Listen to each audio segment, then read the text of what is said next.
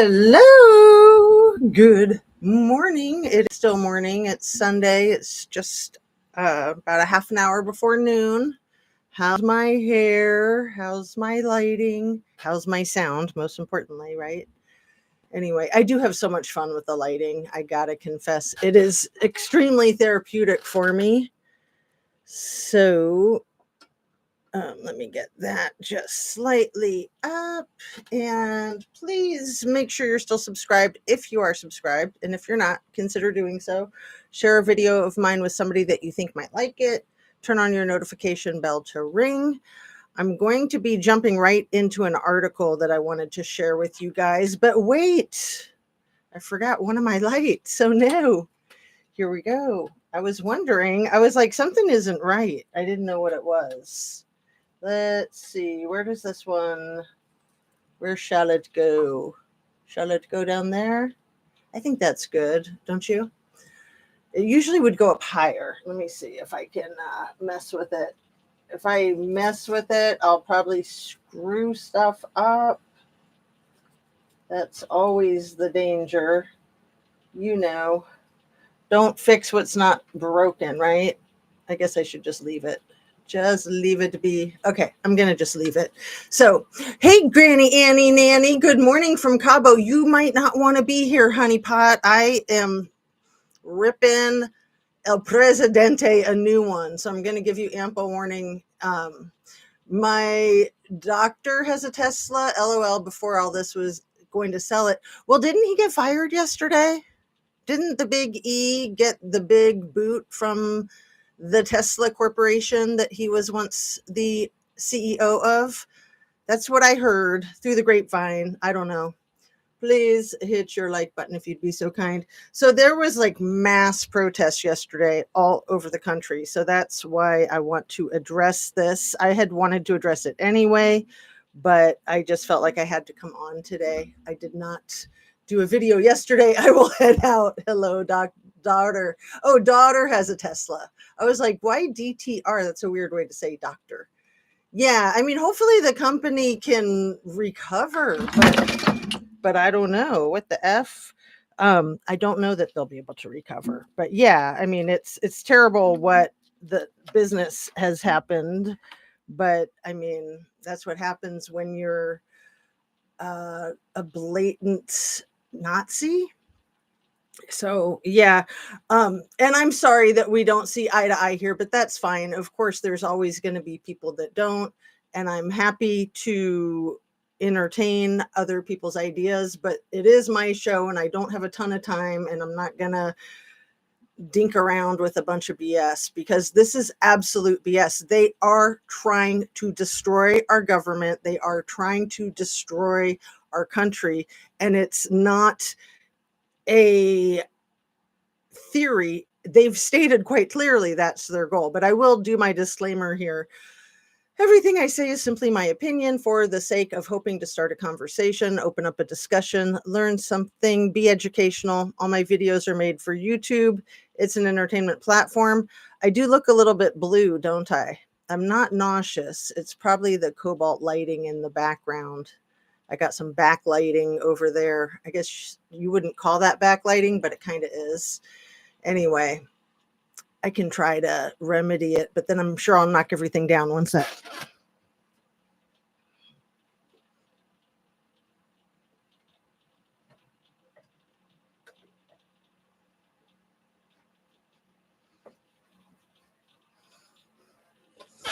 I didn't knock anything down. I think I'm a little bit less blue. I did make it more of a backlighting thing rather than a front lighting thing. Okay, so I am happy to hear we are not paying $200 a year old. Oh, Granny Annie. This whole thing is ridiculous about these people and their ages.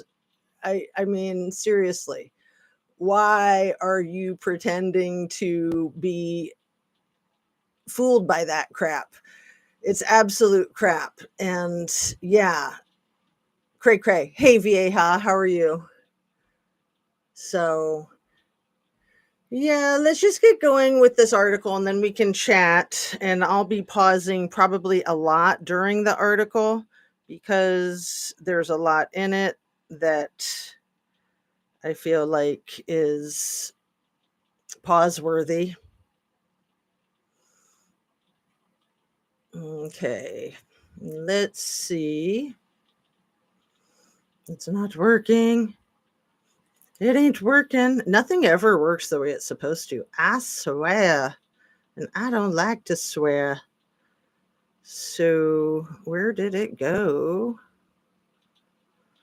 I could just go to the source where I got it from. I was trying to get it from, let's see. It's from Rosie's Insights, that channel. I think she's great. And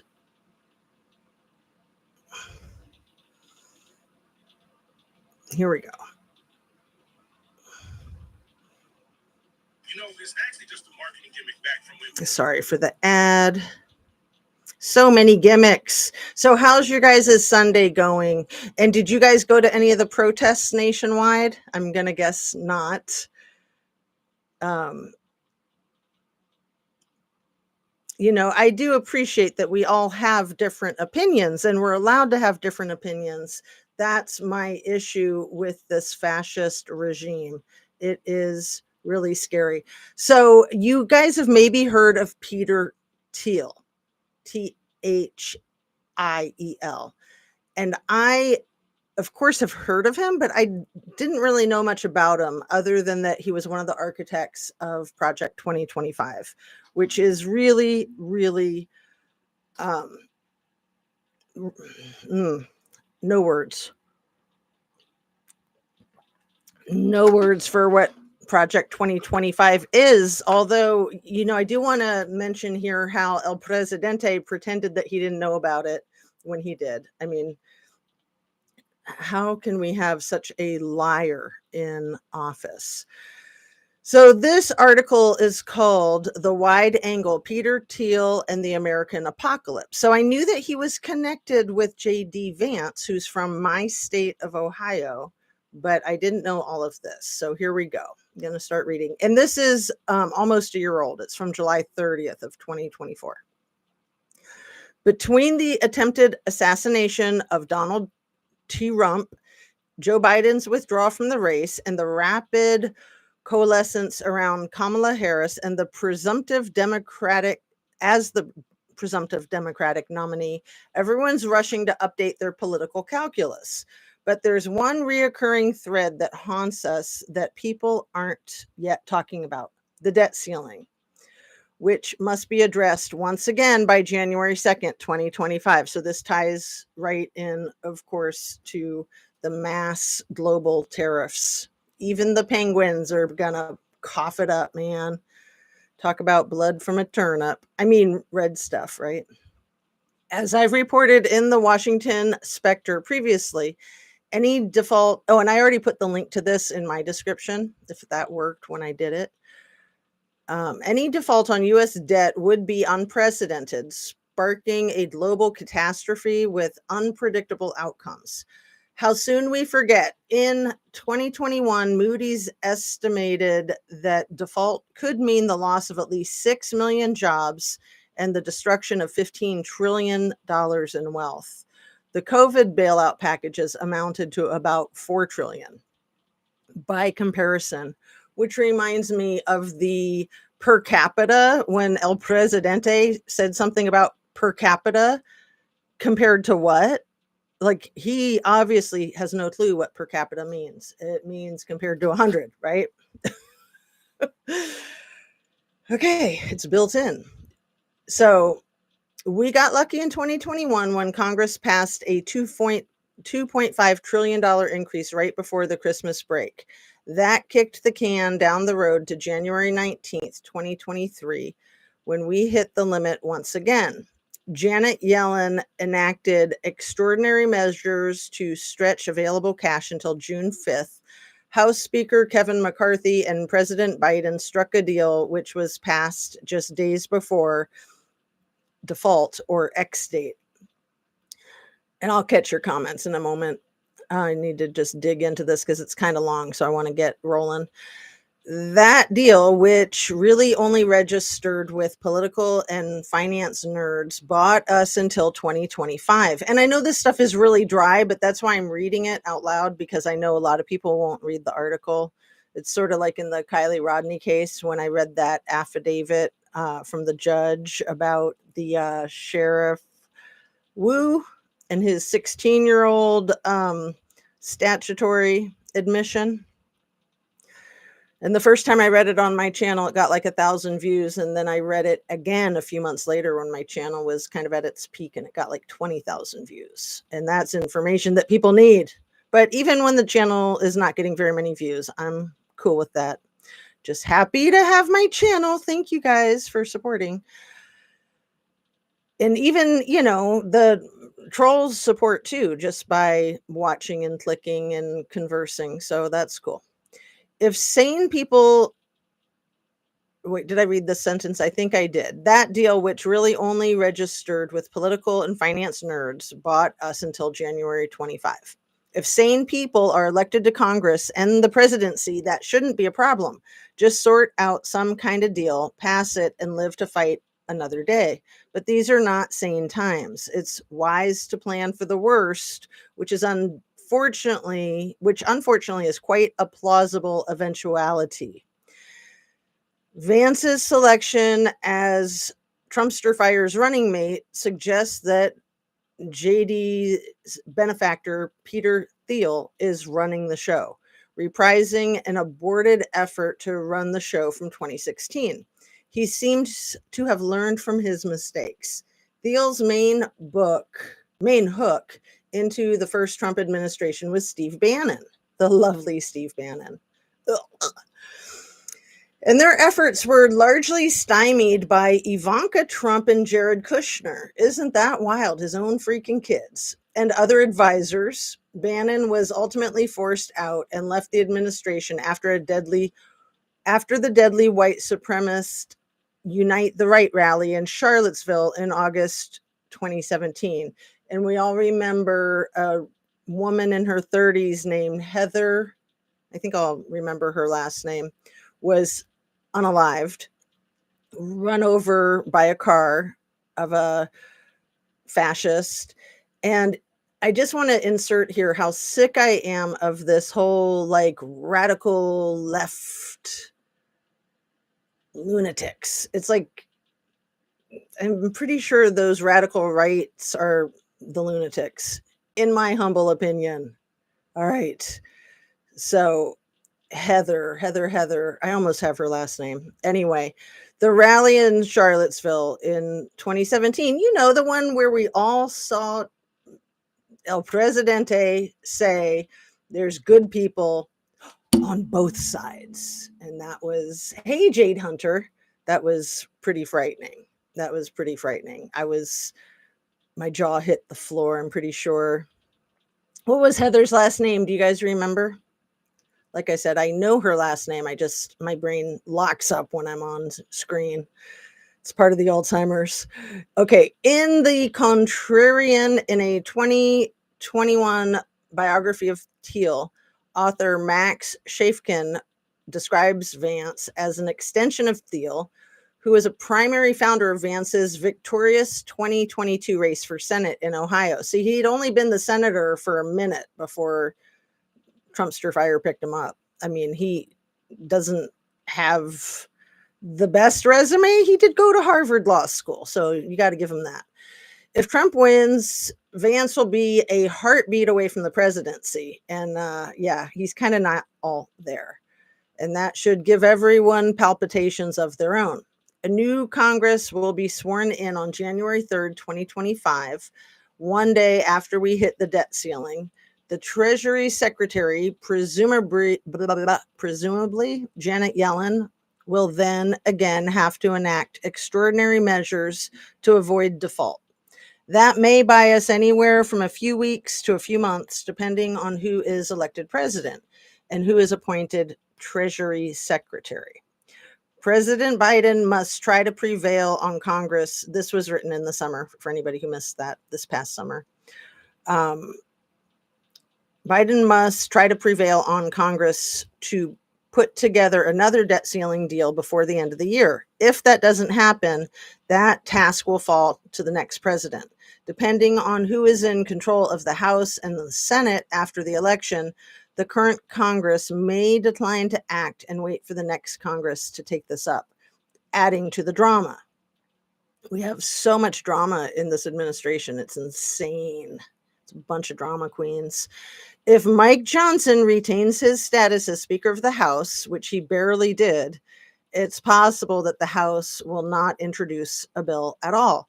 Or if they do, it might be coupled with draconian measures like a return to pre-COVID budget levels, as the Cato Institute and others have proposed. The biggest concern, however, is that Thiel is coordinating with his old PayPal mafia, you guys.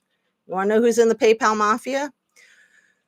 David Sachs, Elon, and Joe Lonsdale. While Thiel runs Vance, Sachs is bundling contributions and running his own propaganda effort in support of the Republican campaign. Musk and Lonsdale have recently teamed up to create a super PAC in support of the Trump Vance ticket, which has been buffeted almost daily by revelations of Vance's earlier denunciations of Trump and his own bizarre views of women and human sexuality. The Wall Street Journal reported that Musk might support the PAC to the tune of around $45 million per month. Musk has denied that specific claim, $45 million per month. We all know what ended up happening with over $270 million, right? Musk has denied that specific claim because, yeah, it was 270. But the American PAC, which is run by Lonsdale, appears to be created to support the PayPal mafia worldview, which includes and indeed depends on the bankruptcy of the U.S., you guys. Bankruptcy of our country. Depends on. Another secretive group called the Rock Bridge Network, founded in 2019 by J.D. himself, Thiel, and Chris Buzzkirk, publisher of the pro-Trumpster fire outlet American Greatness, may have helped provide JD with the necessary momentum to become a favorite for VP. According to Puck News, the group's network has included Republican donors Harlan Crow, Rebecca Mercer, David Sachs, and other familiar names. According to Chafkin, Thiel believes that the 2008 financial crisis should have led to a depression. Indeed, it was the investment thesis of his firm, Clarium Capital, that this would happen. But low interest rates and other bailout measures kept Thiel's bet against the U.S. from working out. Now he's out for revenge. Revenge is a sickness. It really is. Musk has expressed similar views in connection to last year's debt ceiling standoff. In April 23, he said, given federal expenditures, it is a matter of when, not if, we default. And he's taken up a similar line more recently. This week, he tweeted, America is going bankrupt, BTW. By the way, yeah, missed that memo. Not. Citing a story that claims interest debt is eating 76% of all income taxes collected. However one may feel about the national debt and the need to curb budget deficits, one thing is certain. A default will launch a global catastrophe from which recovery will be difficult or even impossible. And unfortunately, this seems to be their plan. And it is aligned with similar ideas expressed by Christian nationalists and Putin-aligned actors. James Scamanici, I missed that name. I try to get these enunciations down before I come on and read it. Scamanasi, that is a funny name, Scamanasi. James Scaminacci, not familiar with him, a scholar of Christian nationalism, has warned that the North Pole strategy, a scheme dreamed up by Christian firebrand Gary North and the libertarian idealist Ron Paul. Their plan envisions taking control of the U.S. through bankruptcy, asserting that God's judgment, which is pro-revolution, will produce a cataclysmic collapse of the American political economic system. Cataclysmic collapse. This is what they're going for, in my opinion. This is what the crazy tariff crap was all about. It's what a lot of this crap is all about. They're completely trying to destroy our economy and our country and weaken us so that PP can do what he wants, right? Vladdy. I think I'll call him Vladdy instead of PP. But when I call him PP, it reminds us that there's those PP tapes, right? Because that's one of the things he holds over Donnie's head. It's believed by many, I think, including Donnie.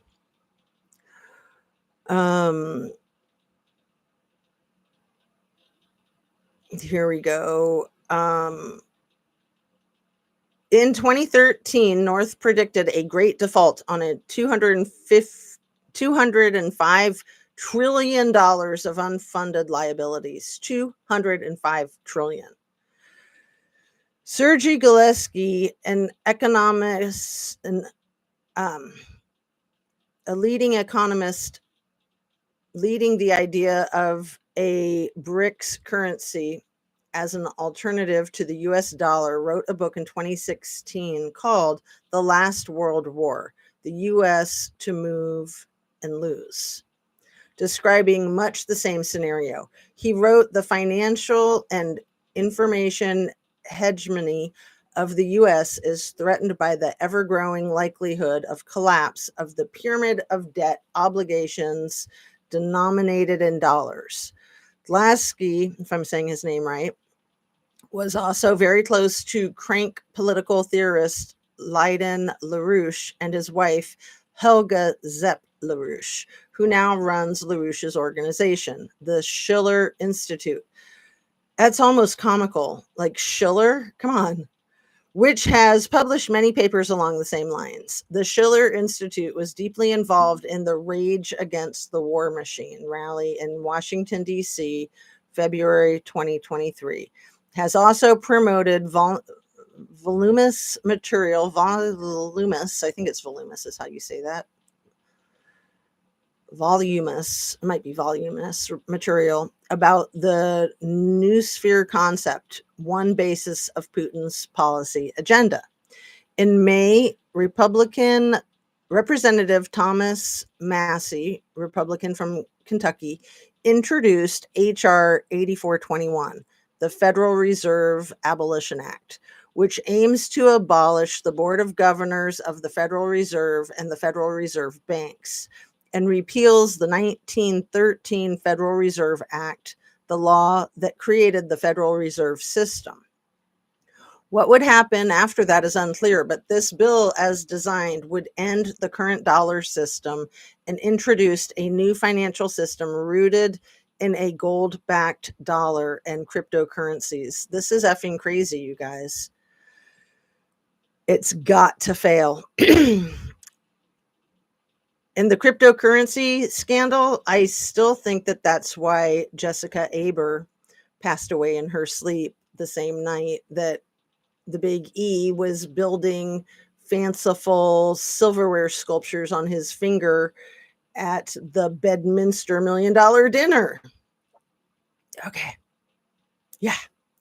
It should be obvious that this may have catastrophic consequences for the individuals, potentially obliterating their life savings. While Donnie has tried to distance himself from Project 2025, the controversial policy package developed by the Heritage Foundation, Vance has become closely associated with the scheme. Kevin Roberts, like Leonardo Leo, a member of the secretive extremist Catholic organization Opus DEI. Ironic, huh? And one of the principal architects of Project 2025 wrote a book called Dawn's Early Light, Burning Down Washington to Save America, with Vance supplying the foreword. The title was subsequently changed to replace Burning Down Washington with Taking Back Washington. Sort of like J6. To avoid the obvious and literally incendiary implications of the former, Vance wrote of Robert's book, we are now all realizing that it's time to circle the wagons and load the muskets. I'm thinking muskrats, right? Circle the wagons and load the muskets in fights that lay ahead. These ideas are an essential weapon. Project 2025 also contains recommendations for terminating the Federal Reserve. Let's go in there and see what's there. Come on, kids. It reminds me of the Peter Pan ride. Come on, everybody. Let's go. Do you guys remember that from the one in Los Angeles at Disneyland? Come on, everybody, here we go. When Peter Pan is like jumping off the balcony and your little car goes with him. Come on, everybody, here we go. So when you're waiting in line, you hear that like 50 times before it's your turn. Okay, back on track. I'm going to read that little sentence again. Project 2025 also contains recommendations for terminating the Federal Reserve, echoing Republican Massey's H.R. 8421, specifically on page 694. Who's going to read all those pages? Not many. Barely any. Probably like 0.00001% of our population, if that, seriously. And this is in quotes, that the next administration should think about proposing legislation that would effectively abolish the Federal Reserve and replace it with free banking, whereby neither interest rates nor the supply of money would be controlled by government. Holy F. The Trumpster Fire, who in 2021 said Bitcoin was a scam against the dollar, is now an ardent advocate of Bitcoin and NFTs, non-fungible tokens, like the meme coin, both of which have provided him with a significant financial boost. Trump is a headliner at the annual Bitcoin conference in Nashville, along with Putin apologists Robert F. Kennedy Jr., Russell Brand, and Edward Snowden. I wanted to say Edward Scissorhands, but I read his name the way it's written. Russell Brand, we all know what charges he's up against right now. The same kind of charges that the Trumpster Fire has been up against. The same kind of charges Jeffrey Little E was up against. Same kind of charges that the schlonged Weinstein was up against. And the same kind of charges that P. Diddy was up against, not to mention so many others that are tight in the circle, like the Tate brothers. There we go. This is like serious plundering going on, you guys, on all levels. Financial, physical, psychological, spiritual. They love to get into this like spiritual warfare crap. It's like, CNBC recently reported that Trumpster Fire has raised more than $4 million in Bitcoin and other digital assets since he began supporting cryptocurrencies. And see, overnight, when he did his meme coin, right around the time he was inaugurated, he made billions. And I'm pretty sure that was at the cost of many, many Americans, probably not just Americans, probably international investors that lost their shirts. At that conference, Senator Cynthia Loomis, a Republican from Wyoming, and Wyoming we know is where RFK resides, proposed establishing a strategic Bitcoin reserve, which she claims will create a brighter future for generations of Americans by diversifying into Bitcoin. This cyber currency is just ripe with all kinds of illegal operations, from money laundering, corruption. It's just the tip of the iceberg. Vance is also a major backer of cryptocurrencies. Oh, he likes that stuff. And disclosed in a recent filing that he held between 100,000 and 250,000 in Bitcoin. He has also gone on record in favor of devaluing the US dollar to boost exports.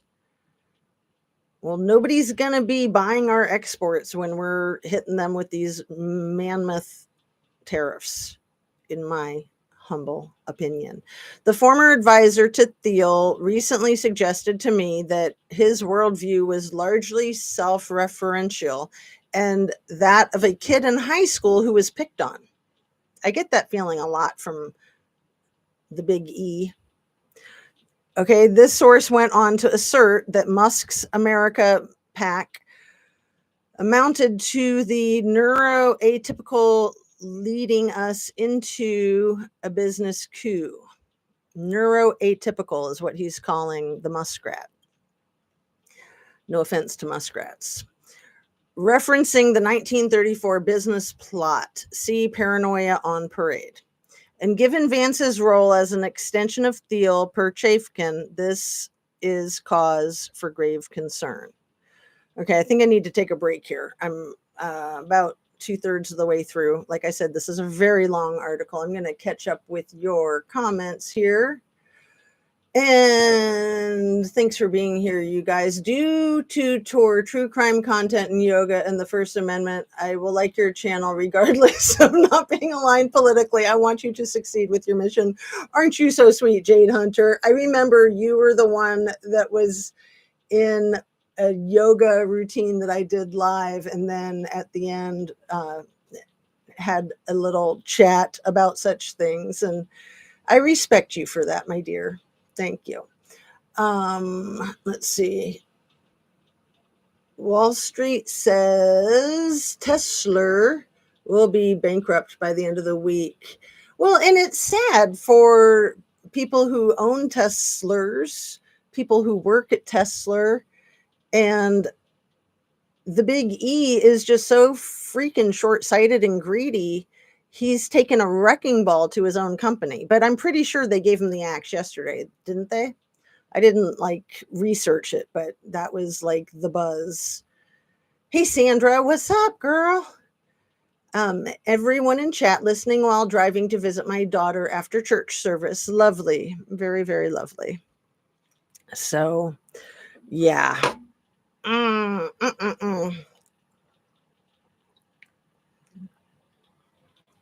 Yeah, my husband and I sat down with a financial person. We met up at our church to discuss some adjustments on our insurance policies with the the tariffs in mind. We had it scheduled already, but then it was really good that we had it scheduled. Dang. Okay. So where are we at? I mean, we just met at the church, just instead of meeting at a coffee shop like Starbucks or something. And it was freezing in there, and they were working on the organ, so it was kind of hilarious, but it worked. We got our mission accomplished. All right. Where was I? I think I'm going to be rereading. Yeah, I'm just going to reread the last sentence that I read before the little break. And given Vance's role as an extension of Thiel per Chafkin, this is cause for grave concern.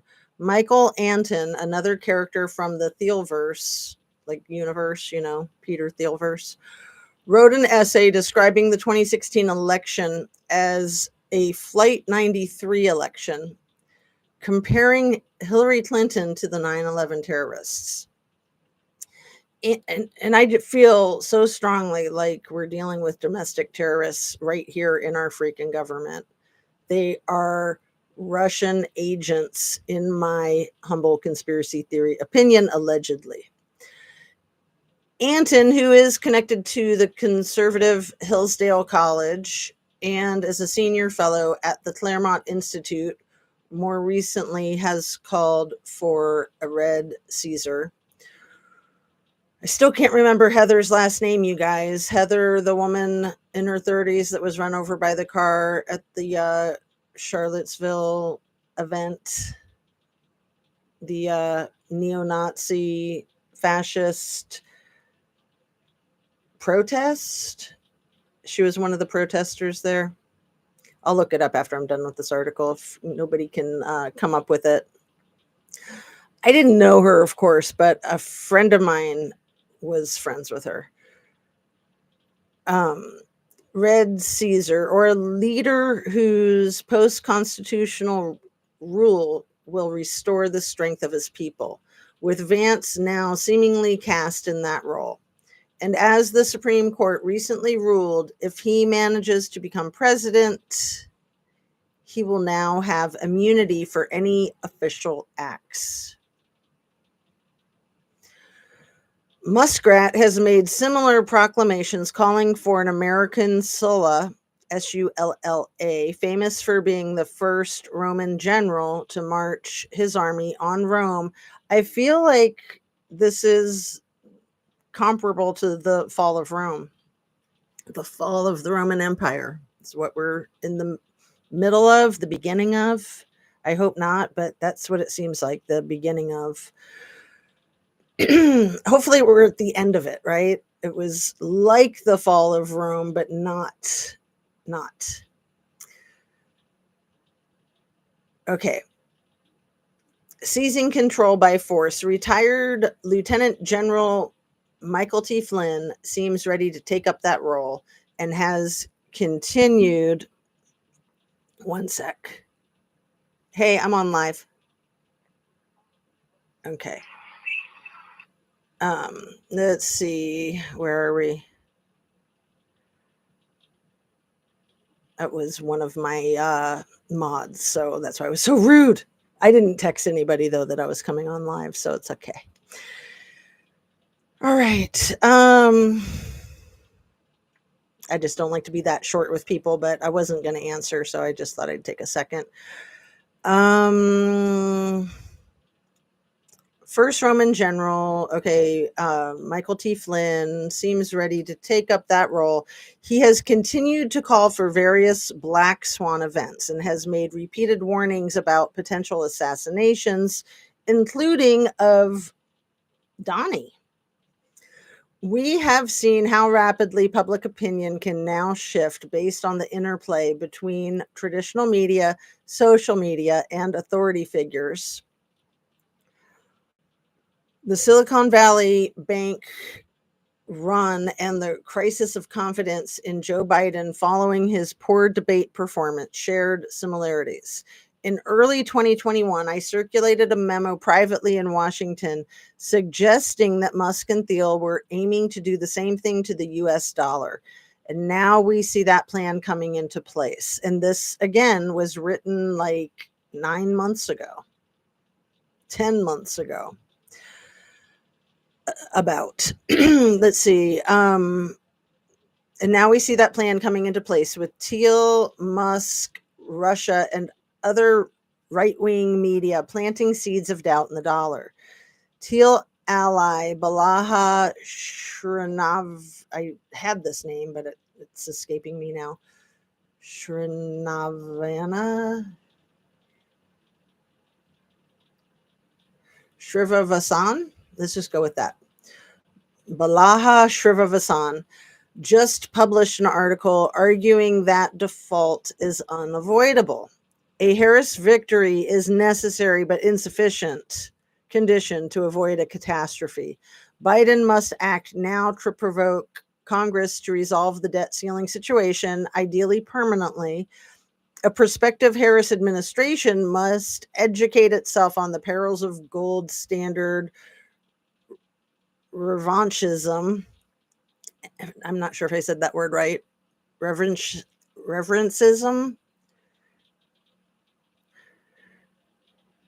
And understand that cryptocurrencies are neither innovative nor neutral. They're hideous. Hideous. Even Trumpster Fire said so less than a year ago. But rather instruments of warfare, which will be used by our adversaries to upend the world order. I think this is so accurate.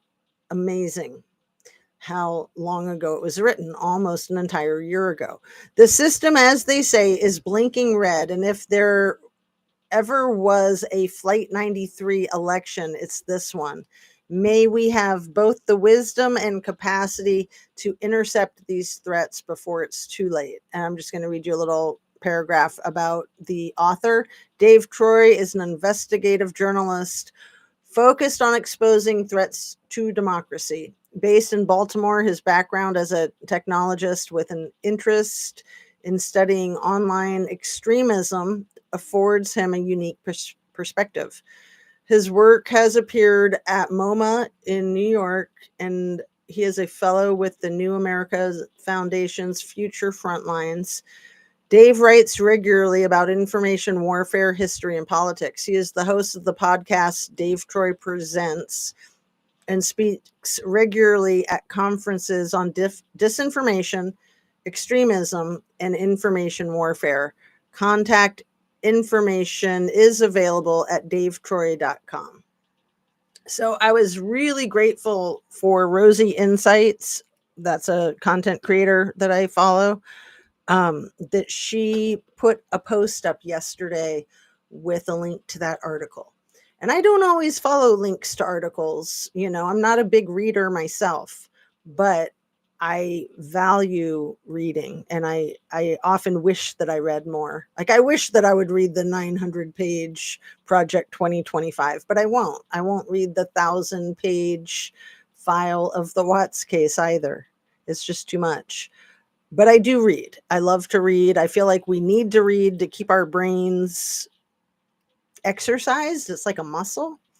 I mean, people do the same thing with math, with Sudoku, but I try to make sure that I read articles every day. I have a book by my bed that I honestly don't read enough. You have to have one of those books that you just can't put down. Like, I think the last one I had like that, what was it? It was so good. It was a while ago. Sorry for hitting the mic. I don't know. I was that way I mentioned in my last video, Truman Capote's In Cold Blood. The first book that I just couldn't put down, and I read it in a single day, was Hemingway's, what's his book about the fisherman? Is it just called The Fisherman? Let's see. And I got to find Heather's last name. Hemingway's Fisherman.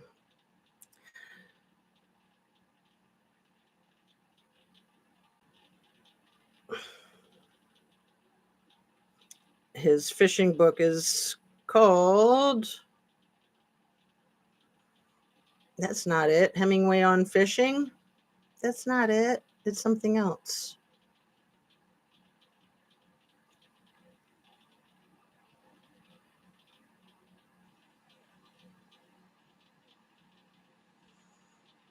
Why is it not telling me the name of the book? That's hilarious. What is Hemingway's most famous book? The Old Man and the Sea. There we go. Old Man and the Sea. So anybody who hasn't read that, I was a teenager when I read it. It was around the same time that I read my first Margaret Atwood book, having no idea how big she would become. But I think I read it because everyone talks about how great Hemingway is, and I didn't understand. And I thought The Old Man and the Sea, like, what could possibly be more boring to a 17-year-old high school girl? And I could not put it down. Probably the first time I read Catcher in the Rye was like that too. I probably read that in like 2 or 3 days. It's very rare that I come across a book that I feel like is that good. And the In Cold Blood is one of those books, but I didn't read that until I was in my 40s. I only read it after I saw first the Philip Seymour Hoffman movie called Capote. And then I think I read the book, and then I watched the movie that they had made right after the book was published, and Capote helped to like direct the movie. So it's really good. All three of those are really good. The more contemporary movie, the original movie, and the book. Anyway, it's like I crave finding books like that I can't put down, because when a book isn't written very well, I just have trouble reading it. And when you get towards the end of a good book and you start like wanting to not have it end, you start scrambling to try to find another book. But anyway, Heather, the woman hit by the car in Charlottesville.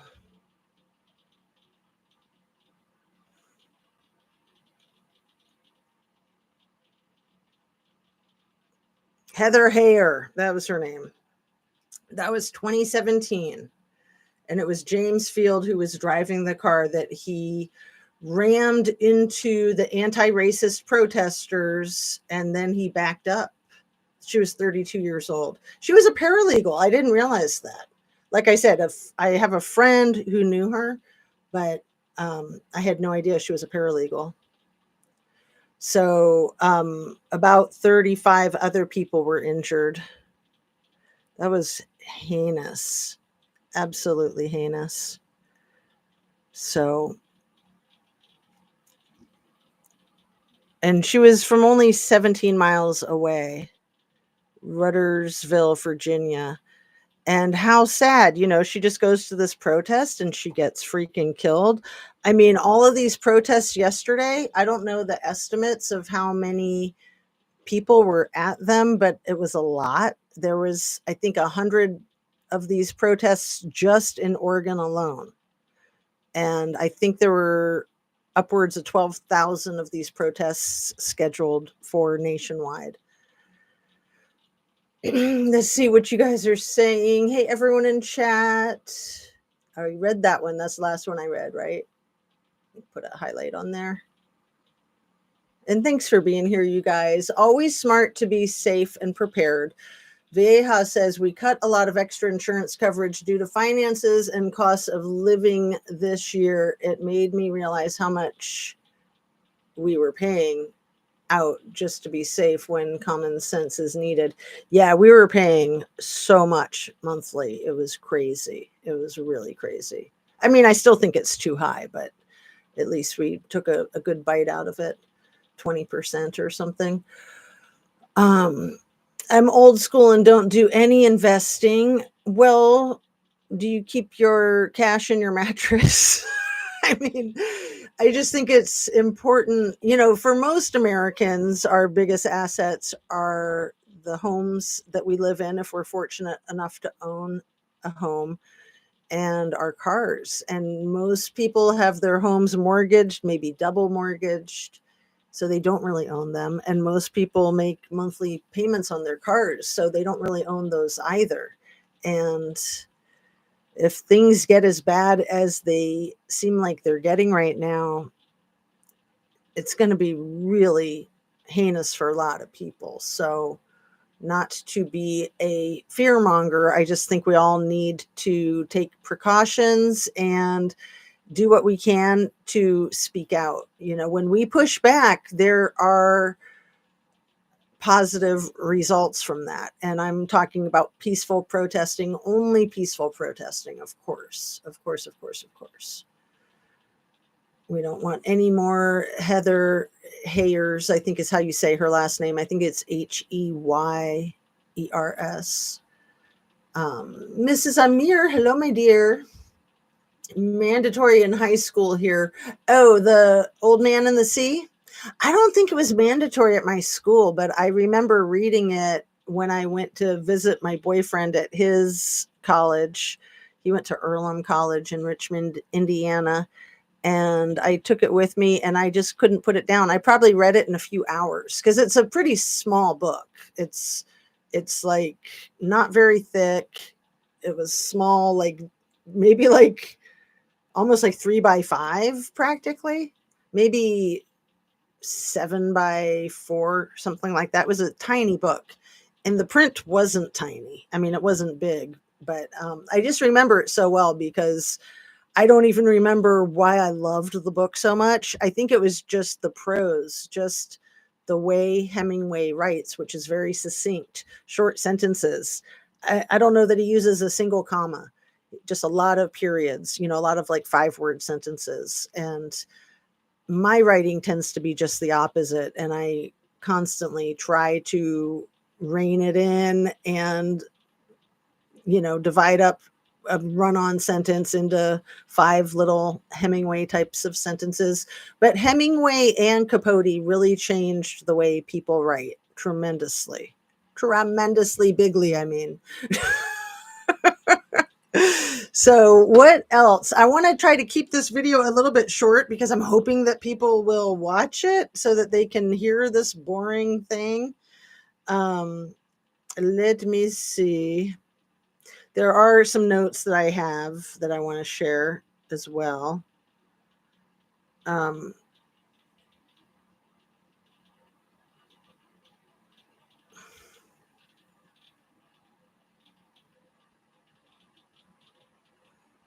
Okay.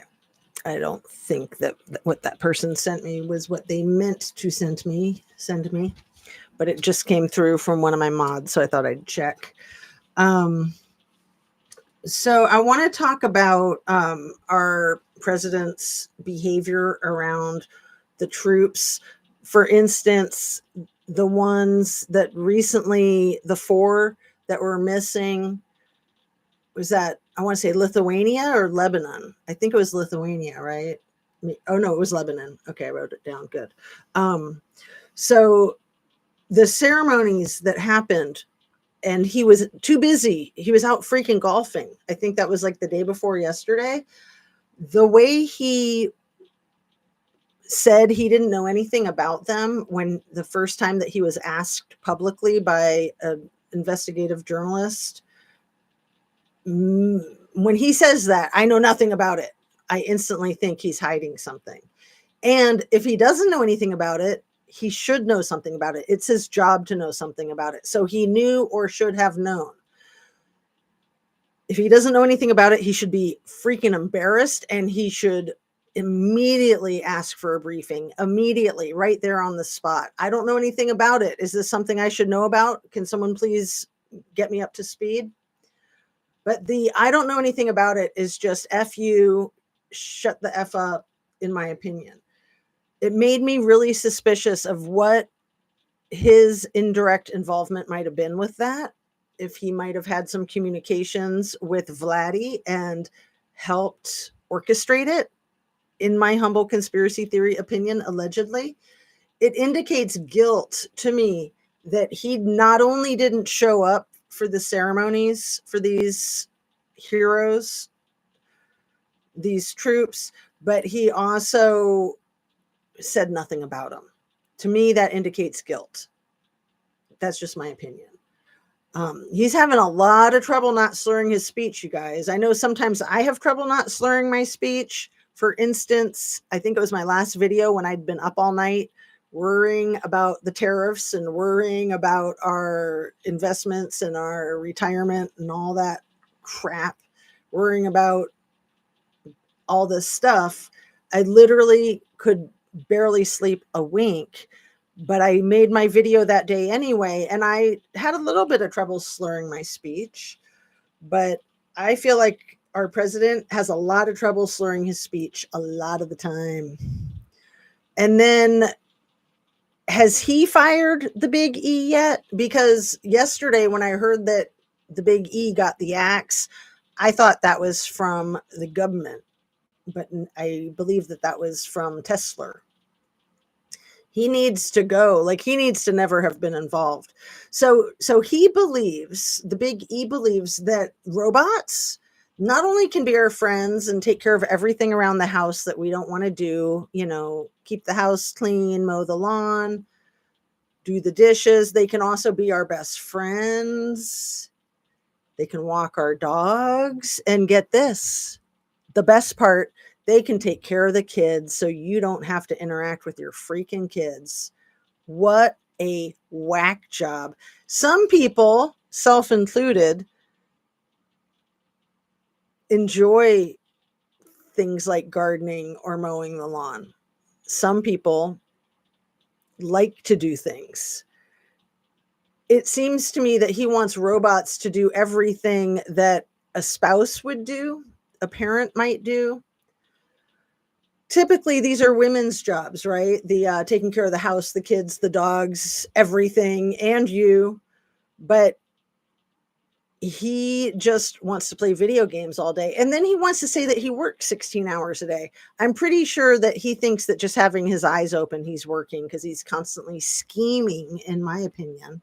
It doesn't seem to me like he's working that much.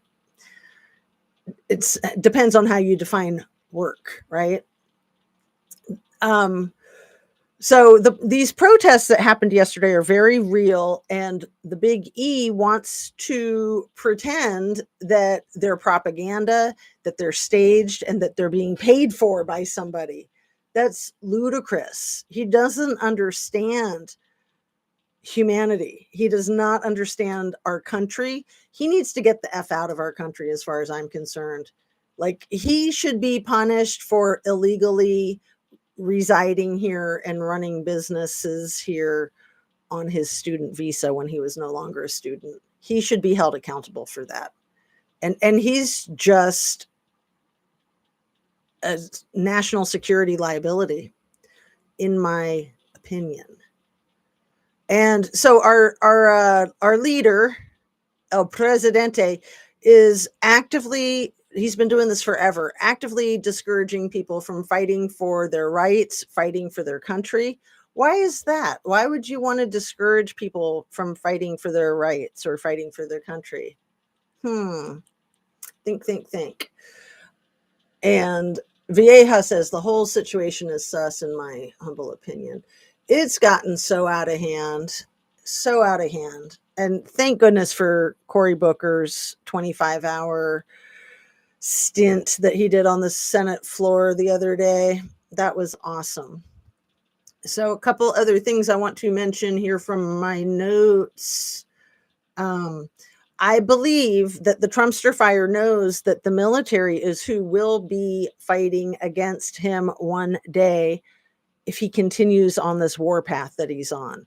And what he wants is, he wants our U.S. military to be loyal to him and him only. He wants his own army that won't fight for our country, won't fight for our country's values, but will fight for Mr. T.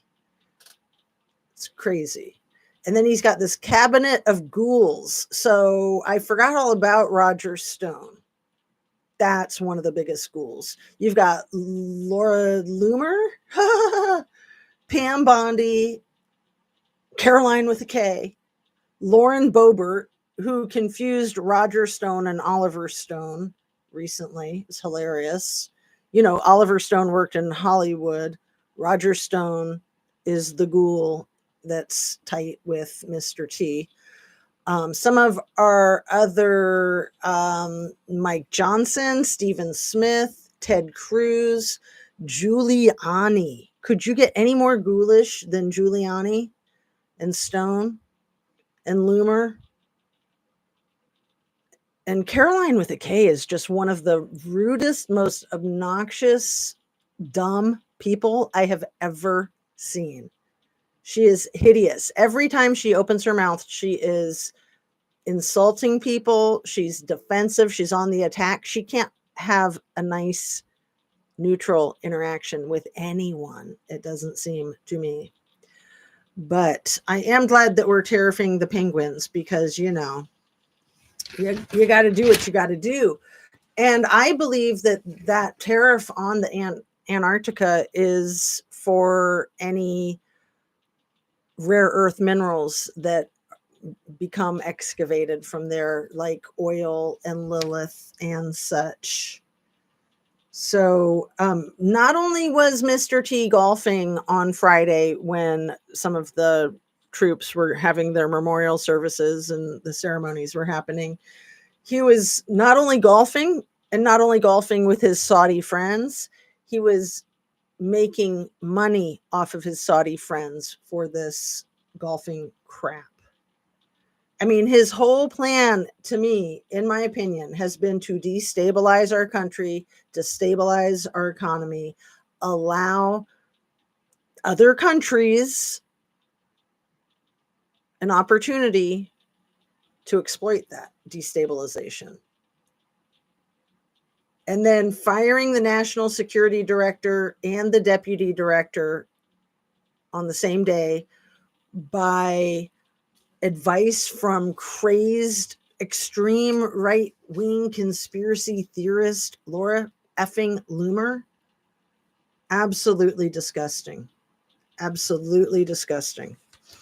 So let me try to focus on reining it in and wrapping up.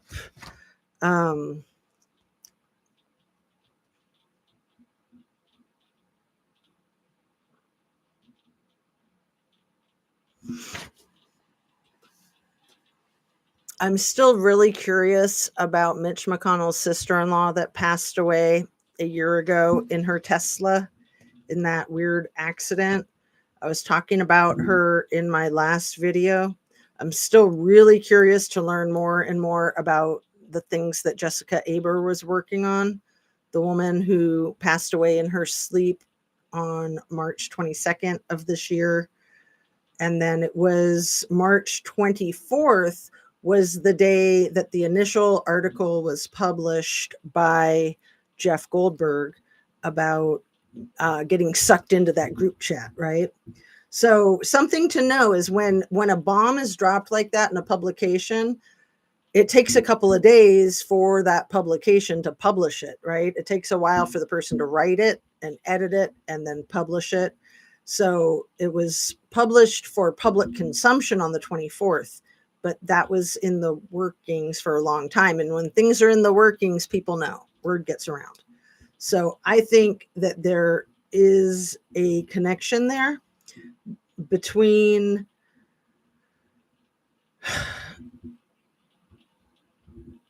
the attack plans that were on the Signal chat that were being shared with a journalist. That's the type of thing that Jessica Aber would have been all over. That and cryptocurrency corruption. But terrorists, gang activity, the multiple sclerosis initials with the Sweet 16, all that. So the thing about Mitch McConnell's sister-in-law that passed away a year ago in the Tesla accident in Austin, Texas, she was 50 years old, and her family, I thought she had 3 sisters. She actually had 6 sisters. And one of them had passed away from cancer in 2007. So she was one of 6. She was the youngest one of 6. I think that Mitch McConnell is married to the oldest of the 6. And then, Ruth is the mom who died of cancer in 2007. Jeanette passed away in 2008. And I'm not sure. It says brief illness was all it said for Jeanette. I want to say she was the second oldest. So we have Elaine and May, Christine, Grace, and Angela. Angela is the youngest. That was the one that was 50 that passed away a year ago. And then Elaine, I believe, is the oldest that's still married to Mitch McConnell. And the parents had moved here to the U.S. from Taiwan when they had 3 children. So the younger three were all born here, but the older three were not born here. So that's interesting too, that Mitch McConnell's wife falls into that category, that also Mr. T's wife falls into. And I'm not sure about JD's wife. I know her parents are from India, but I think she was actually born here. But not that that means anything if you're going to, cast all laws aside and just do whatever you want to do. So I think that the tariffs were for every single country across the planet except 3. And other than Russia, I'm not sure what the other 2 were, but that was something that I gleaned from a Mary Trump video, and she's usually very thorough. So let's see.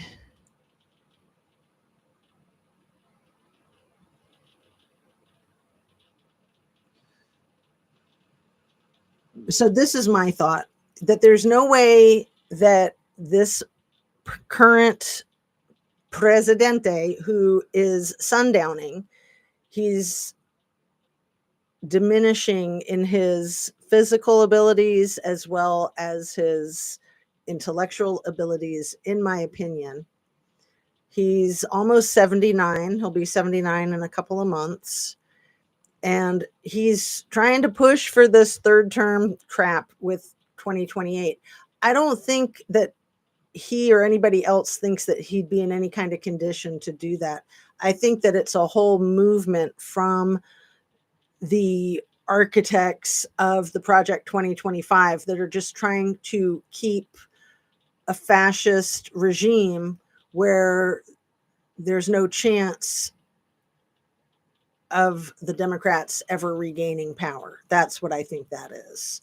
And I hope it doesn't work. I hope that there's enough pushback from all of us across the country and people around the world, because the collapse of our economy is going to be dreadful globally. It's not just people in our country that are going to suffer, it's worldwide.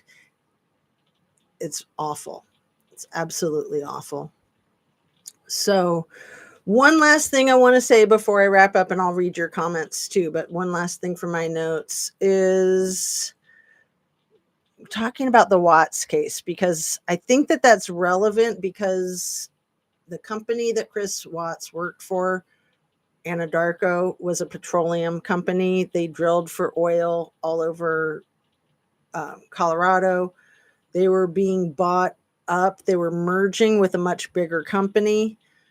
They finally did complete their merger with this is ironic or poetic.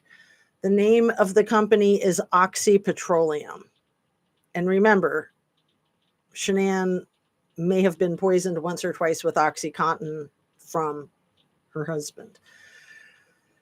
The Oxy Petroleum is short for Occidental Petroleum, but they bought Anadarko for $55 billion. The merger was sealed a year later on August 9th of 2019, but that merger was already underway when the familicide happened.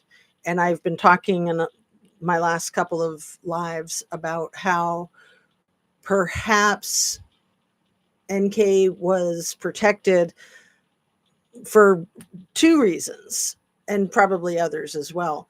But one reason being that she was a specialist in her field. She knew a lot about the safety of the oil rigs from both education and hands-on experience. The other was that it was bad enough having this happen at Survey 319 that was being leased by Anadarko for their oil rig there. And then to have an employee do this to his beautiful wife and 3 kids, the one in utero, the 2 little girls whose trigger warning, whose shoulders were dislocated to get through that thing. And, when I was talking about the width of that thief hatch, last week in one of my videos. When I was reviewing the video, I was thinking, why not look right here? This right here, this plate is very close to the size of that thief hatch. Probably right about midway through the silver part. So probably about as wide as my finger and my thumb can spread. It's probably about the diameter of where those little girls got shoved through.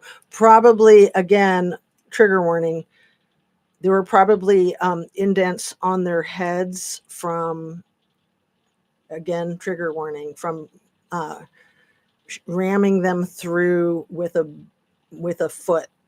So there were some specific questions that the detectives asked Chris, like, "Oh, you didn't have to like kick them with your boot or anything, did you?" "Oh, no, not at all. They just slid right in." Uh-huh. Okay. So anyway, back to the point of the Anadarko going through this multi-billion-dollar merger. The price was plummeting by the millions when this familicide happened on their leased property with their oil rig. And to have the one employee involved was bad enough, but to have two or three or even more, because I'm pretty sure, in my opinion, in my humble conspiracy theory opinion, allegedly, that NK was heavily involved in, very, very, very involved, including hands-on, in my opinion. And Troy McCory was very involved, and that there was more that were involved that may or may not have been employees of Anadarko. But the lives of Cece and Bella and Nico and Shanann and their family and their friends, and it's just tragic. It's absolutely tragic. So What's the Obsession, that channel, dear friend of mine, she and I have very different opinions, and that's cool. We're able to get past that and work with it. She keeps on keeping on with some amazing live panel discussion. She does short videos. She does all kinds of deep diving on the case. There's so much there. I mean, a lot of channels do, but hers is the one that I like the most personally. And there was somebody in the chat when I was on the panel with her last week, and I'll put a link to it in the description. There was somebody who had visited the Watts house on Saratoga Trail recently, and she wanted to share with Kelly and with the audience what her experience was like, but she wasn't ready to do it. So that should be coming up soon, maybe, if they're still going to go that direction. Things don't always pan out as planned. But a lot of us were extremely interested in what this person had to say. And of course, she has her own opinions too. But it is extremely powerful when you've been to a place, especially after the fact. Even if you'd been to the place years before something happened, you just know so much more about it. I never understood that, why juries go to locations where things happened. It's absolutely priceless. So getting quickly into the Idaho 4 before I wrap up, because I was going to in my last video and I didn't. The fact that they knocked that building down, demolished that building the same way the big E and the little t have been demolishing government agencies in our economy. The way they destroyed that building, to me, said it all, that they did not want people to go in there and see for themselves how small and confined the space was, and how sound would travel, and how impossible it would be to not know what happened. But it seems to me, with all of the evidence that's pouring out of that Idaho 4 case, that it's looking more and more like propaganda and a sham. And apparently those two surviving witnesses who didn't witness anything, according to Chief Smallfry, apparently they were both not only texting with their dads right before the 911 was finally called the next morning, they were also sending photographs to their dads that have since been deleted. So, what's that about? That's crazy. That's absolutely crazy. And yeah, it seems that there's more to come about some dexterity issues that the criminal defendant has that might make it impossible for him to have done what was done to those four lovely college kids. And I brought that up recently, comparing it to Pamela Hupp in the real life Pamela Hupp Red Rums, and the one that she's been convicted of and that she's serving a 20-year prison sentence for right now. The man that she tricked and lured so that she could unalive him, and claimed that he did all these things that he was not physically capable of doing because he'd been, I think it was a car accident that gave him a massive brain injury that affected his speech, affected his thought process, but it also affected the way he moved. So that was what got her busted. And it seems potential that there's a factor there with Brian Kohberger.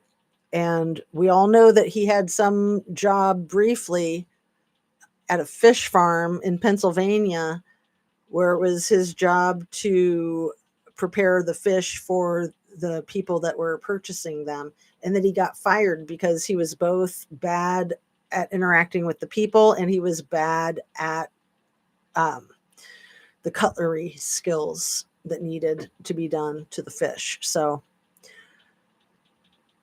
I'll put a link in the description to Jules of All Trades' most recent video covering a lot of this stuff in more depth, you know, the way she goes over the court documents. And I just, you know, I just have thought so much about this case was bogus. Like prior to the U-Haul crap with Chief Smallfry driving that U-Haul. But once I saw him driving that U-Haul for that freaking photo op, I was just like, no, no. In real life, you're too busy doing your job to be driving truck. You could have anybody in your department, or better yet, people not in your department drive that truck. You could hire anyone. You could have your kid do it. You could hire anybody. But for the police chief to be driving that truck, crazy, crazy. And that was way before the,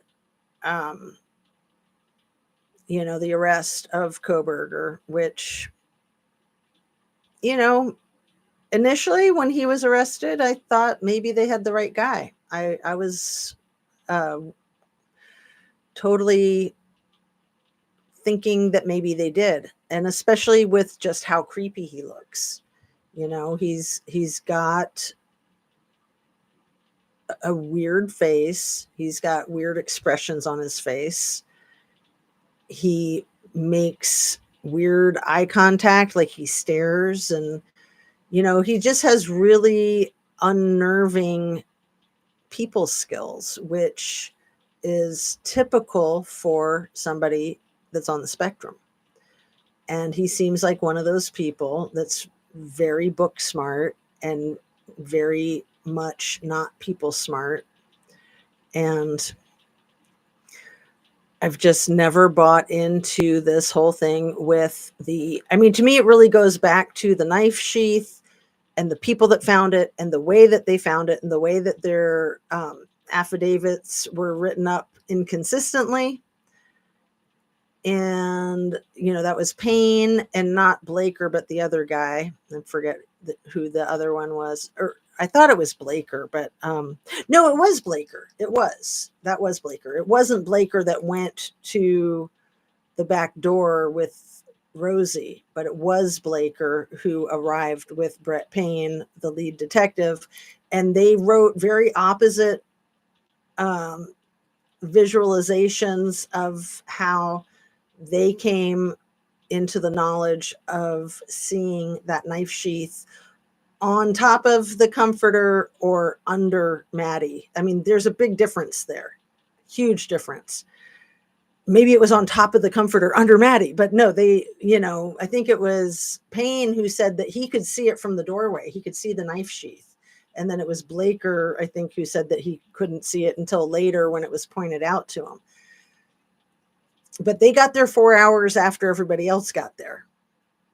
And then what made me even more suspicious was the Idaho State Patrol trooper that took that sheath into evidence was Trooper Tolson, who was already on the Brady Giglio list from a previous homicide involving 2 chiropractors over there in Bonners Ferry.